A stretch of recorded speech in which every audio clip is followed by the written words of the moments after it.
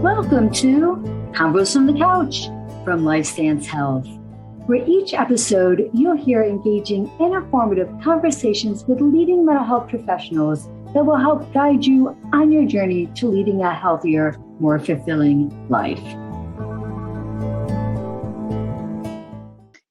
Hello, everyone, and welcome to Convos from the Couch by Lifestance Health.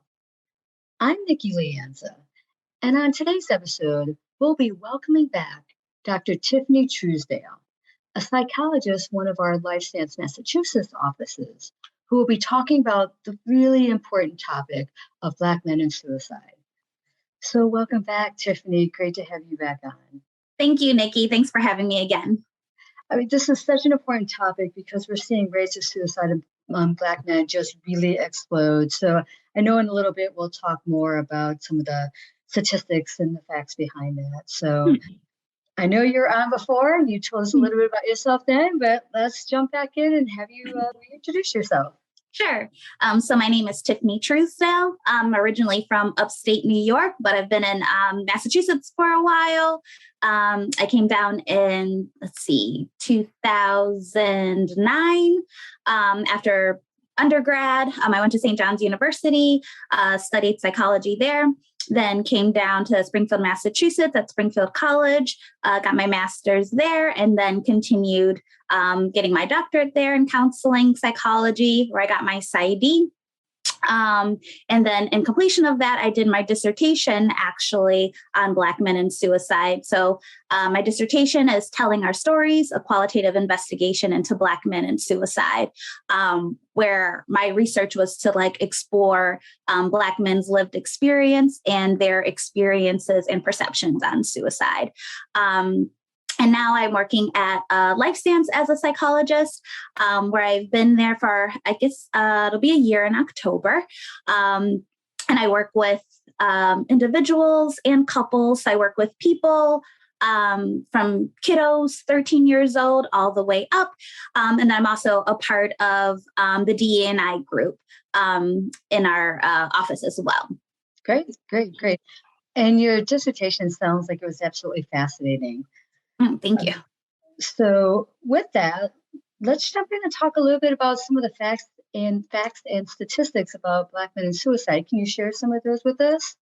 Yeah. So historically, a lot of times suicide rates wasn't really reported in the African-American community or seen as lower than a lot of the other groups in America. So historically, though the rates of suicide have been lower in the African-American population, they have been increasing greatly. And so Black males have the highest increase in suicide attempts compared to other groups. Nearly 80%. And I did my research. 80%. Wow. Yeah, definitely. And it's been really, and that's even higher than when I first started doing my research, which I think is something that's really important to think about as well. And so suicide is the third leading cause of death in African-American males from ages 15 to 24. And so the suicide rates, they peak during adolescent and young adulthood, and then start to decline a little bit until 85 years old and older. And then there's an incline there. And so between teenagers, African-American teenagers, they have a higher percentage of attempting suicide among the youth population, among male and females. So even though historically the rates have been lower than other populations, it's really important to recognize that there has been an increase in the suicide rates, especially among adolescents and young adults, and especially in males. So what are some of the possible reasons that we're seeing so many suicides within this community? Yeah, well, I think a really big thing is, and we're right now focusing more on Black men, is because Black men often suffer in silence from a young age till older. And I think a really big thing is looking at the intersectionality of a Black man. A lot of times that's just kind of coupled together, but I think you have to break that down and look at, well, first, what is it to be a man, and the thoughts about what does it mean to be a man, which a lot of times is to be strong, not cry, be the protector, be the provider. And then to be a Black man in the society, just that intersectionality in itself. It's huge. And I think a lot of times it is complicated by like the interactive effects of like race, violence, economic deprivation, and just those things that are involved in that. So there are some theories that when I was doing my research that came up that looked at like the urban stress hypothesis, which looks at economic deficits that assume that Black men are overburdened by racism, poverty, high unemployment rates, poor housing, poor parenting, inadequate education, and all of those things can result in suicide. Also, trying to fit into the American society or what that looks like, or the ideal of that and the pressures of that. So if there's all of those things that I just listed, a person's experiencing those things, that American dream is really hard to come by and to get to. And then there's just those outward things that we're seeing, like we're seeing Black men getting killed by the police at exponential numbers. If you're being seen as a victim or as you're being seen as a perpetrator of violence all the time and not being seen as a victim or a person who needs help or a person who are having all of these experiences, a lot of times it's like, all right, do people not care about me in my existence? Right. Right. And so holding all of those things on top of the, the other, responsibilities of being a man and providing, and then not necessarily feeling like you have a place to go to get help or to express these things.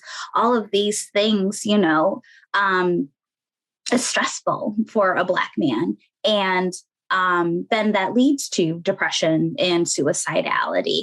And a lot of times it's just not talked about, nor do Black men feel like they're comfortable to talk about those things, because it's also not shown that it's okay for that to happen. Very true, very true. I think of that in the media and what that says, and that role, that protector role, to be tough, just how men in general also socialize, adding the layer on of being a Black male too. So definitely, that also plays into that. My gosh, you're making a very clear case of kind of what we're looking at here for Black men. Also a stigma to suicide and mental health within the Black male community. Yeah, unfortunately, just like we spoke about before, there's just like a lot of mistrust within the medical field. And again, historically, if coming from slavery, racism, discrimination, prejudice, seeing all of these things, being a victim towards these things, it's really hard to trust the field or these people that are, committing these things towards them. And then just having conversations about it, again, just like the intersectionality of being a man, it's just like being able to have a space to be able to talk about these things. But unfortunately, that's not always provided. Like, being a woman, it's a lot of times encouraged to talk about our feelings and the things that we're going through. And that's not always encouraged for men. And then especially for Black men, because they're not seen as vulnerable or emotional. There's unfortunately the stereotypical image of them. And so it's super hard for them to open up and to talk about these things. And then there's already a stigma within the community, but even as people that we're trying to work through. So destigmatizing mental health and getting that help is super important, just for them to start to feel comfortable of like, okay, I'm not the only one who's dealing with this. There are others like me who are dealing with this, to have those conversations and then to get that support. So which leads us to my next question, having those conversations, trying to break the silence with it. What else can we do to help support Black men in their mental health? Well, I think a big thing, and what I was trying to do within my dissertation, is just provide a space for them to be able to talk about their experiences. I think, unfortunately, too much in either the media and news, it's always these depictions of all the negative things about Black men and what happens, or we only see, where in music or in in other medias, and it's not always like that positive thing that they're doing. And it's also not showing how they struggle as well. And so I think that there needs to be more space that's given to Black men in order to talk about their stories. And something that like we were talking about before starting the podcast, I think also, unfortunately, because of the lack of representation within the field, there needs to be that as well. I'm a Black woman, and so again, I'm not speaking from an experience of a Black man, but I'm just being that sounding board to be like, hey, this needs to be talked about. But it's not going to be as powerful unless we actually hear it from Black men themselves, people who have experienced it, and also other Black men in the field who could help facilitate those conversations. But overall, I think there's more need for research to talk about the gaps. There is a lot of gap in the research. Thankfully, more recently, there's been more studies out there that's talking about it, but that's just because of how big the numbers have grown, like nearly 80% that I've mentioned before. And so it's like, well, does it take that big of a percentage in order to start having these conversations when they needed to happen such a very long time?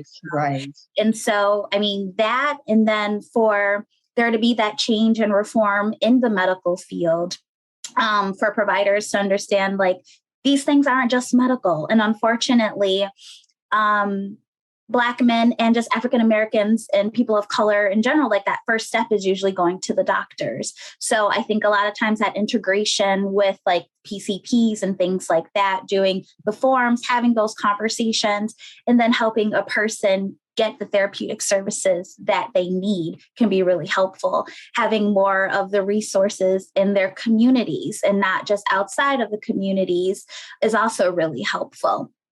And then again, us letting go of our biases again and those stereotypical messages as well. There definitely needs to just be a reform in general of just how we think about Black men and how we see them, because unfortunately people hold on to the views that's depicted in society, and that's not the only image of a Black man. Exactly. So Tiffany, what can we do if we do have a loved one or a friend who may be contemplating suicide? I think there's a lot of more resources out there, like the National Suicide Prevention Lifeline. So that's 1-800-273-TALK. So that's 8255. Then there's things like the Black Emotional and Mental Health Collective, NAMI. There's a lot of organizations that are out there. But I think also just as an everyday person, just being an opening ear too, and just being willing to be like, hey, you know what? You're not going through this alone, and actually helping a person go through the process of receiving help can be really important. I think a lot of times a person may say something and people get scared when talking about suicide, whether it's religious reasons, whether it's comfortability. A lot of times there's the myth of if I talk to somebody about suicide, it's going to make them more suicidal. So it's also debunking that myth. If a person brings it up, they're already thinking about it. It's already out their mind, So really having those conversations and being like, you know what, let me help you through this, and actually helping to walk a person through those steps. Because unfortunately, that's not always talked about, or it's just like we listen to a person's story and we're not necessarily directing them to the care that they need. Let me add one other resource, brand new 988. It's the new National Suicide Hotline, the quick 988. So that's something else to consider as well for another resource. Definitely. Any other takeaways you'd like to share? Yeah, I think kind of just circling back to some of the things that I've mentioned before of just like an overall need for society to recognize how the systemic racism has a really big impact, not just in the past, but still currently. It impacts Black men the most, honestly. I feel like, there's a lot of things historically that we haven't even touched upon that is still, unfortunately, not providing a space for Black men to thrive the way that they deserve. So there definitely needs to be a reform just in our system in general. And then in the mental health field, just changing our approach and how we provide services.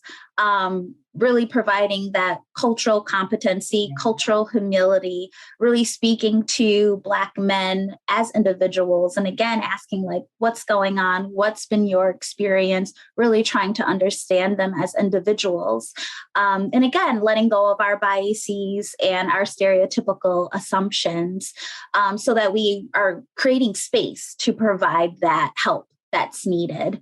And then I think destigmatizing receiving help, being able to provide more resources so that the more these things are talked about, the more these resources are available, the more likely it's going to destigmatize people receiving help and even just having these conversations about mental health and suicide in general. And just increasing the representation within the field. There's definitely obviously women kind of dominate the field. Not saying that women don't need to be a part of the field, but it's also really important for there to be men a part of the field. Representation matters. Yes. And I think, again, above all else, is just that respect. Just as I mentioned before, just treating Black men as humans and not these violent criminals, because that's not all of their stories. And unfortunately, that's the images that we see all the time.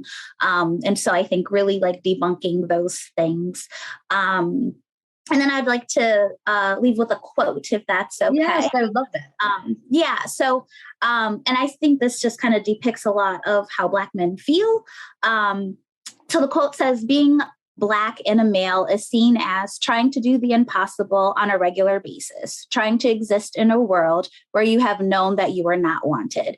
And that is a quote by Todd Boyd in his book, Am I Black Enough for You? And I think that in itself, like, how is a person supposed to live in a world where they're not wanted, where all of these images, history is continuously showing that they're not wanted, which, is a reason why a person can feel suicidal. And so I think, there's just so much time and energy that needs to be put forth to this effort to decrease the really high alarming rates of suicide in the Black male community. Thank you, Tiffany. Thank you for sharing your knowledge on this topic. And I definitely do encourage Black males who are considering going into the counseling field, definitely come forth. You're definitely needed. And I appreciate you bringing that up too. It's very important. So thank you again. It's wonderful. Thanks for having me. Thank you everyone for listening.